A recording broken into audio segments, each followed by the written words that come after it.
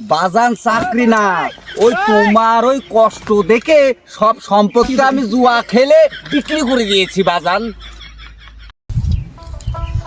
মানুষের পোলা বড় হইলে মানুষের সুখ শান্তি হয়, আর আমার পোলা পাইছি একটা, সারাদিন ওর নিয়ে টেনশনে থাকি। হাঁসগুলির অবস্থা কি হয়েছে একবারও ভুঁইর দিক আসবি নে। কার সাথে কথা বলছেন একা একা? কার সাথে আর কথা কব বাজান, কথা কইছি পোড়া কপালের সাথে। ও কি চাচা, পোড়া কপালের সাথে আবার কথা বলেন, এটা আবার কিভাবে সম্ভব?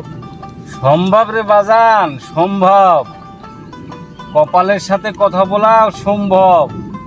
এই যেমন ধরো, তুমি শিক্ষিত হয়েছ, লেখাপড়া করেছ, আবার ছোটখাটো একটা চাকরিও করো, আবার পাশাপাশি তোমার বাপের কৃষিকাজেও তুমি সহযোগিতা করো, আর যত সব আমার পোলাটা দেখো গা এখনো ওই ঘুমেই আছে, উঠার কোনো খবর নাই। বেলা একটা বাজতে গেল, সারাদিন কোনো কাজ কাম করবে না, সারাদিন ওকে নিয়ে খুব টেনশনে থাকতে হয়। আল্লাহর উপর ভরসা রাখুন, আল্লাহ সব ঠিক করে দেবে ইনশাল্লাহ, আপনার সব কিছু ঠিক হয়ে যাবে। ওই একমাত্র তিনিই তো ভরসা বাপু।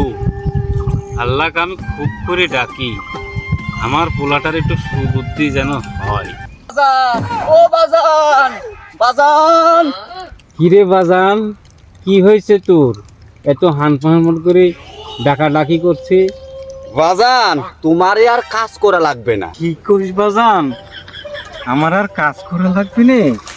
দেখো বাবু দেখো, আমি জানতাম আমার সন্তান একদিন আমার মুখ উজ্জ্বল করবে। তা তুই কি চাকরি পাইছিস বাপ? বাজান চাকরি না, ওই তোমার ওই কষ্ট দেখে সব সম্পত্তি আমি জুয়া খেলে বিক্রি করে দিয়েছি বাজান।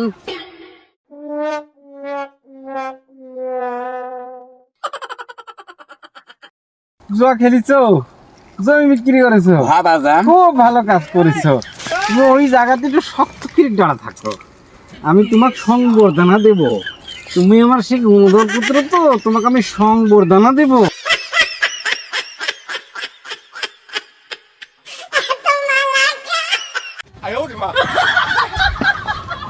হারামজাদা, হারামজাদা, একটা টাকার কাজ কাম করবি নি, কিছু করবি নি, সারাদিন খালি থাকবি, বসে থাকবি, আর রাত্রির বেলা ওটা জুয়া খেলবি।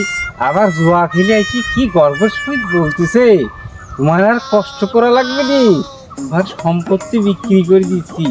ওরে সম্পত্তি কি তোর? সম্পত্তি এখনো আমার, যতদিন বাইসে আছি আমারই সম্পত্তি থাকবে। তোকে আমি স্যারানা কোনো কিছু দিব না। তোর আজ থেকে বাড়ির ভাত চাই, তুই ভাত দেখে না, আমি সেটাই দেখবো। তুই আদব ছেলে পেলি কোথাকার।